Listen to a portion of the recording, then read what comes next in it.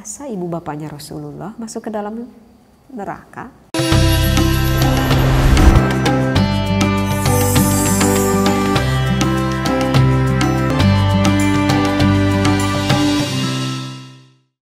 Assalamualaikum warahmatullahi wabarakatuh.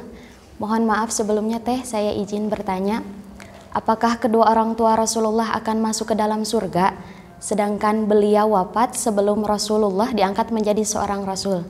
Mungkin sekian dari saya, terima kasih.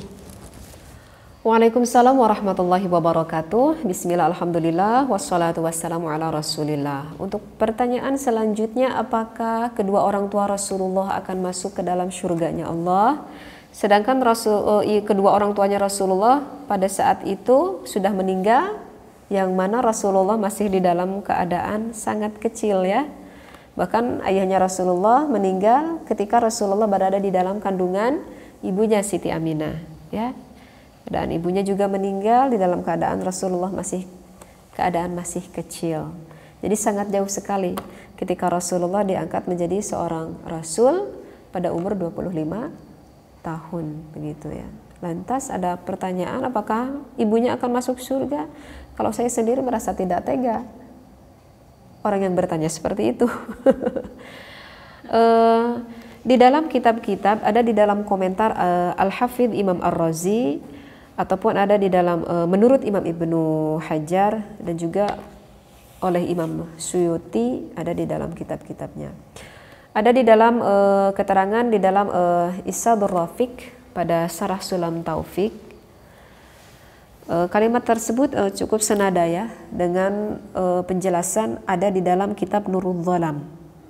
Kitab Nurul Dhalam itu dikarang oleh Syekh Nawawi Al-Bantawi.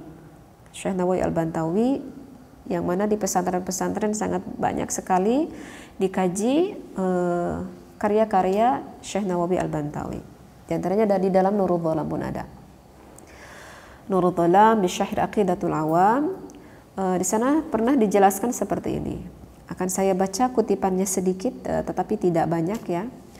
Qala Al-Bajuri fal haqqul ladzi nalqallahu alaihi anna abawayhi sallallahu alaihi wasallam najiyani ala annahu qila annahu ta'ala ahyahuma hatta amina bihi thumma amatahuma li haditsin warada fi dhalik wa huwa ma rawa an urwati an Aisyah anna Rasulullah sallallahu alaihi wasallam sa'ala rabbah ay yuhyi lahu abawayhi fa ahyahuma fa amana bihi thumma amatahuma. Qala As-Suhaili wallahu qadir ala kulli syai'in lahu ay yakhassa nabiyahu bima syaa min fadlihi wa yun'imu alaihi bima syaa min karamatihi. Wa qad anshada ba'duhum min bahir wafir faqala habballahu an-nabi murida fadlin ala fadlin wa kana bihi ra'ufa fahya ummaha wa kadzaba. Dan masih banyak di sana penjelasan di dalam kitab Nurul Dhalam. Jadi kurang lebih artinya seperti ini bila kurang faham. Syekh Ibrahim Al-Bujri mengatakan yang benar adalah bahwa kedua orang tua Rasulullah Sallallahu Alaihi Wasallam dia itu selamat dari siksa api neraka. Berarti artinya akan dimasukkan ke dalam surganya Allah. Masa ibu bapaknya Rasulullah masuk ke dalam neraka? Ini berdasarkan riwayat yang menyebutkan bahwa di dalam kitab Nurul Dhalam dikatakan bahwa Allah Subhanahu wa taala menghidupkan kembali kepada Sayyid Abdullah dan juga kepada Siti Aminah. Jadi pada suatu waktu ketika Rasulullah sudah menjadi Rasul, maka Allah menghidupkan kembali ibunya dan ayahnya Rasulullah. Innallaha ala kulli syai'in qadir. Tidak ada hal yang mustahil yang tidak mampu bagi Allah. Cukup mudah bagi Allah untuk menghidupkan ibunya dan siapa? Bapaknya Rasulullah. Jadi Rasulullah berdoa kepada Allah, ya Allah, tolong ibu saya agar berada di dalam agama yang diridhoi oleh Allah. Maka Allah memberikan anugerah kepada Nabi Muhammad, kemudian menghidupkan kembali kepada orang tuanya. Lantas ibu bapaknya beriman kepada Nabi Muhammad, kemudian mematikannya kembali. Jadi di dalam kitab Syarah Sulam Taufik ataupun di dalam Nurul Dhalam hampir senadalah seperti itu penjelasannya. Walaupun ada yang mengatakan bahwa hadis ini itu adalah hadis yang dhaif, ada yang mengatakan seperti itu, bahwa hadis ini adalah hadis yang dhaif. Barangkali hadis ini adalah sahih sebetulnya. Menurut wali atau menurut ulama ahli hakikat dengan cara mukasyafahnya bahwa sebetulnya diisyaratkan oleh sebagian ulama bahwa sebetulnya hadis ini tidaklah dhaif.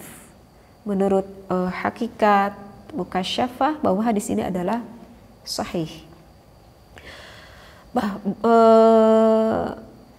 Bahkan pernah dijelaskan seorang ulama berkelas internasional pada akhir abad ke-19 mulai ke abad 20 dari Indonesia, itu sangat sohor sekali ya, Syekh Ahmad Al-Khatib Al-Minangkabawi gitu, yang mana beliau mengajar ulama di Mekah sebagai ulama besar pada waktu itu di Mekah gitu.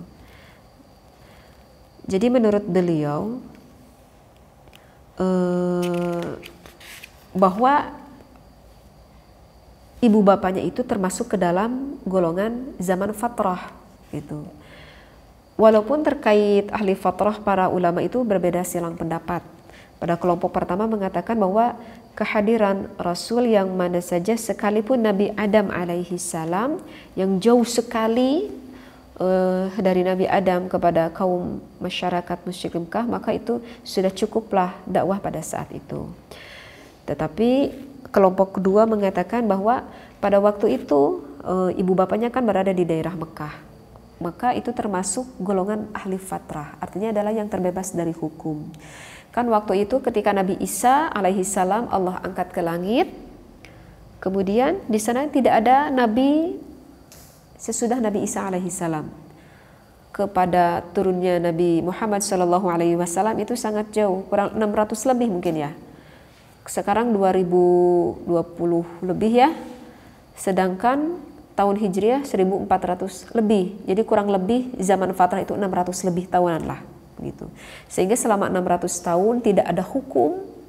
Walaupun pada saat itu pada zaman fatrah mungkin orang-orangnya itu mungkin ada yang beriman kepada berhala sekalipun, ataupun bahkan ada yang menganggap tidak ada Tuhan sekalipun seperti orang ateis. Walaupun di dalam keadaannya seperti itu, maka Allah akan mengampuninya gitu.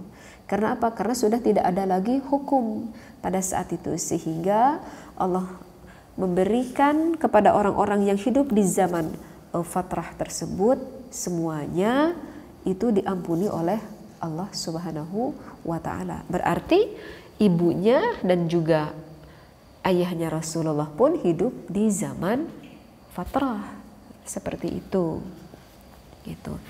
Bahkan Syekh Ahmad Khatib Al-Minangkabawi, sesungguhnya hadis yang mengatakan bahwa yang tadi hadis dhaif itu adalah hadis ahad.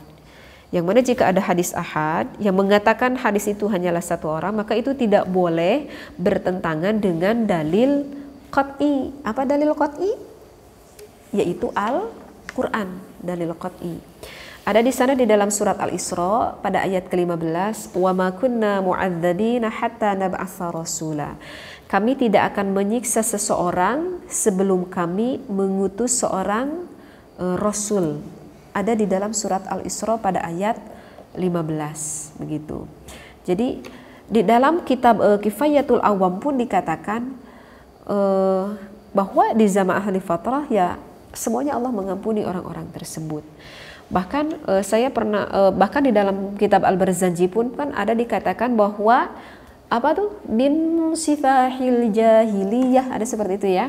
Artinya adalah ya ibu bapaknya Rasulullah, ya nenek kakeknya Rasulullah, ya uyut moyangnya Rasulullah, semuanya min sifahil jahiliyah sampai ke Nabi Adam alaihi salam, sampai kepada Nabi Muhammad sallallahu alaihi wasallam min sifahil jahiliyah. Artinya dijauhkan keturunannya ataupun nenek moyangnya itu dari sifat kejahiliyahannya. Karena menurut logika akal pun tidak mungkin ya, pasti Allah sudah menjaga bibit-bibit yang baik untuk Nabi Muhammad sallallahu alaihi wasallam. Apakah kita harus mengatakan kepada orang lain, oh iyalah, orang lain harus tahu akan hukum ini, bahwa ibu dan bapaknya Nabi Muhammad SAW, banyak ulama sekali yang berpendapat bahwa beliau itu akan masuk ke dalam surganya Allah. Mungkin paham ya? Nah, akan jawabannya yang saya kutip beberapa referensi dari beberapa kitab. Yang tadi saya kutip itu dari kitab Nurul Dhalam ataupun dari syarah Sulam At-Taufiq. Wabillahi taufiq wal hidayah. Wassalamualaikum warahmatullahi wabarakatuh.